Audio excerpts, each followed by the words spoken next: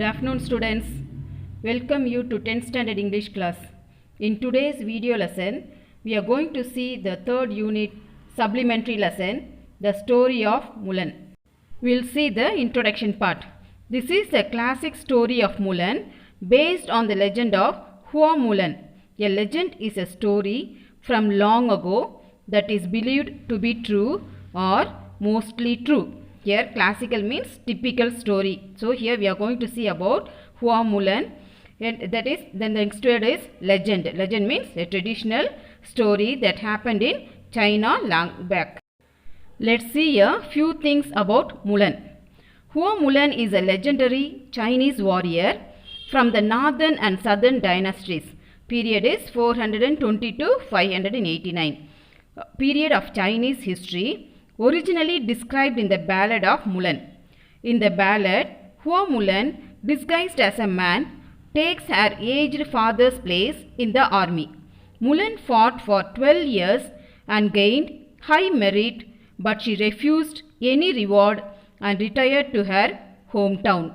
Here it shows her heroic action, were first recorded in ancient text, retold in the famous poem Ballad of Mulan, and later popularized in the 1998 Walt Disney's film as Mulan. Today, her story continues to be told in schools across China. First, we'll see the gist of the story. China was in the middle of a great war many years ago. The emperor ordered that one man from each Chinese family should join the army. Since her father was too old and too ill, and her brother was a child, she decided to disguise herself as a man to go in his place because women were not allowed in the army those days. A very bad fever swept through the army. The soldiers became sick. Mulan also fell sick, and the doctor who attended her came to know Mulan's real identity and informed the soldiers. Mulan proved to be a brave soldier. Her battles kept on going well. She inspired her army to win the battles. The emperor rewarded Mulan with 6 fine horses and 6 fine swords. Now we'll see the story in detail. Many years ago, China was in the middle of a great war. The emperor said that one man from each Chinese family must leave his family to join the army. Mulan, a teenage girl who lived in a faraway village of China, heard the news when she was outside washing the clothes. Next paragraph. Mulan ran into the house. Her father was sitting in a chair carving a piece of wood. Father, she said, did you hear what the emperor says each family must do? Yes, said her old father. I heard about it in town. Well, I may as well go pack up. He put down his carving stool, stood up, and walked very slowly to his room. We'll see the explanation part for the above paragraphs. Carving means cutting into shape of wood or stone. First, we'll see the explanation part now. Many years ago, China was in the middle of a great war. The emperor said that one man from each Chinese family must leave his family to join the army. Mulan, a teenage girl who lived in a faraway village of China, ran into the house and asked her father, who was carving the piece of wood, and asked whether he knew what the emperor said. And her father replied that he had heard it in the town itself. Next. Wait, said Mulan. Father, you have not been well. If I may say so, why at your age must you keep up with all those young men? What else can be done? Said her father. Your brother is a child. He cannot go. Of course, that's true, said Mulan. He is too little, but I have an idea. She poured her father a cup of tea and handed it to him. Father, have some tea. Please sit for a minute. I'll be right back. Very well, dear, said the father. Mulan went into her room. With a sword she cut off her long black hair. She put on her father's robe. Going back to her father, Mulan said, "Look at me. I am your son now. I will go in your place. I will do my part for China." "No, my daughter," said the old man. "You cannot do this." Here, robe means long, loose outer garment. Let's see the explanation part now. Here it tells about how Mulan turned into a warrior. Since her father was not feeling well, Mulan volunteered to join the army in her father's place. At once, she ran into her room and cut off her long black hair and told her father that she was his son now. She would do her part for China. But the father refused, as women were not allowed in the army. "Father, listen please," said Mulan. "For years you trained me in Kung Fu.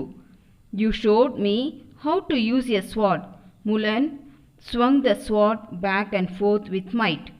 "Only so that you could stay safe," said her father. "I never meant for you to go to the war. If they find out you are a woman, you know as well as I do that you will die." "No one will find out, father," said Mulan.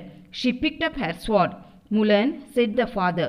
He tried to get up but had to hold on to his chair. We'll see the meaning. Kung Fu means a Chinese method of fighting using hands and feet without any weapon. And the next word is might. Might means with great strength. We'll see the explanation now. Mulan replied that since he had trained her in Kung Fu and showed her how to use a sword, she would be able to do her part for China. Her father warned her, saying, if they came to know that she was a woman, they would put her to death. The daughter kissed him goodbye. "I love you, father," she said. "Take care of yourself. Tell my brother I said goodbye." She climbed on a family horse and off she went to join the emperor's army. In the army, Mulan proved to be a brave soldier. In time, she was put in charge of other soldiers. Her battles went so well that she was put in charge of more soldiers. Her battles kept on going well. After a few years, Mulan was given the top job. She would be general of the entire army. Now, we'll see the explanation for this paragraph. Here in this paragraph, it tells about the bravery of Mulan. She ignored all the risks and dared to join the army. It was her patriotism that drove her to that extent. Mulan kissed her father and said goodbye to him. In the army, Mulan proved to be a brave soldier. In course of time, she was put in charge of other soldiers. Her battles went on so well that she was put in charge of more soldiers. After a few years, Mulan was given the top job. She would be the general of the entire army. Not long after, a very bad fever swept through the army. Many soldiers were sick, and Mulan, the general of the army, became sick too. When the doctor came out of Mulan's tent, he knew the truth. "The general is a woman," yelled the soldiers. "How can this be?" Some called out, "She tricked us, and we will not fight for a woman," they said. "Punish her, make her pay. The cost is for her to die." But others called out in voices just as loud, "With Mulan, we win every battle," they said. "Stay away from our general." This paragraph tells us about how Mulan's truth is revealed. Sometime later, a very bad fever swept through the army. Many soldiers became sick, and Mulan, the general of the army, also became sick. When the doctor came to know Mulan's tent, he know about the truth. The soldiers shouted that the general was a woman. As she tricked them, she must be put to death. But other soldiers raised their voices, saying that they won every battle with Mulan. Just then a soldier ran up. "Everyone," he called, "a surprise attack is coming." Mulan heard this from inside her tent. She got dressed and went outside. She was not yet strong, but stood tall. She told the soldiers where they must go to hide, so they could attack when the enemy came. But they must get there fast. The soldiers, even those who did not like that their general was a woman, could tell that Mulan knew what she was talking about. It worked. The battle was won. It was such a big victory that the enemy gave up at last. The war was over and China was saved. You can be sure that after that last battle, no one cared anymore that Mulan was a woman. Next paragraph. The emperor was so glad that Mulan had ended the long war. He set aside the rule about being a woman. Mulan, stay with me in the palace, he said. Someone as smart as you would be a fine royal advisor. Now let's see the explanation. Just then a soldier ran up to them saying a surprise attack was coming. Mulan heard this from inside her tent. She got dressed and came out inside. Though she was not strong, she told the soldiers that they must go to the height so they could attack when the enemy came. It worked as she had directed them. Then she was really a strong character. Besides, she was also smart and brave right from the beginning. She was also a good leader who led the entire troop to victory. The battle was won. It was such a victory that the enemy gave up at last and thus ended the war in China forever. Mulan bowed deeply. You are too kind, sir, she said. But if you please, what I wish most of all is to return home to my family. Then at least take these fine gifts, said the emperor. So everyone at your home and village will know how much the emperor of China thinks of you. Mulan returned to her village with 6 fine horses and 6 fine swords. Everyone cheered that she was safe. The person who had saved China was their very own Mulan. Here, bowed means bending the body forward to show respect.